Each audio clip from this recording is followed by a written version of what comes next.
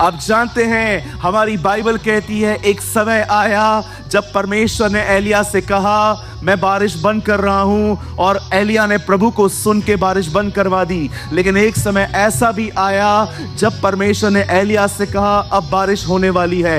एलिया चुप करके नहीं बैठा रहा, एलिया ने प्रार्थना की, लेकिन प्रार्थना करने के बाद भी उसे बारिश का कोई नामो निशान नहीं दिख रहा था। उसके बाद भी उसे लगातार प्रार्थना की, और एक समय ऐसा आया जब परमेश्वर ने एक बादल उसे दिखाया। वो बादल बहुत छोटा था। उसके बाद एलिया ने भी ये घोषणा कर दी कि ये बारिश बहुत बड़ी होने वाली है, छोटे बादल वाली। मैं आप में से हर एक को कहना चाहता हूं, जब परमेश्वर आपको कुछ कहे और उसके बाद आप दुआ करना शुरू करो और रिजल्ट ना आए, डिस्करेज मत होइए। लगातार प्रार्थना करिए, लगातार प्रार्थना करिए, लगातार प्रार्थना करिए। याद रखिए, कभी कभी चीजें नहीं दिखाई देंगी, कभी कभी छोटी चीजें दिखाई देंगी, लेकिन एक टाइम आएगा परमेश्वर अपना वचन पूरा करेगा, परमेश्वर अपना कलाम पूरा करेगा।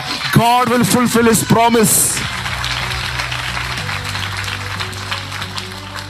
यिर्मयाह की किताब में परमेश्वर कहता है, हे यिर्मयाह, मैं अपना वचन पूरा करने के लिए जागृत हूं। जमीन टलेगी, आसमान टल जाएगा, उसका कलाम कभी नहीं टलेगा। आदि में वचन था, वचन परमेश्वर के साथ था, वचन ही परमेश्वर था। अगर उसने कहा है तू विश्वास कर, तेरा घराना उद्धार पाएगा। उसने कहा है उसी के मार खाने से तुम चंगे हुए हो, हम चंगे हो जाएंगे। अगर उसने कहा है कि मैं तेरी कोख खोलूंगा, वो खोलेगा। अगर उसने कहा है तेरे घर के ऊपर कितने भी जादू टोने हो, कोई असर नहीं होगा, नहीं होगा।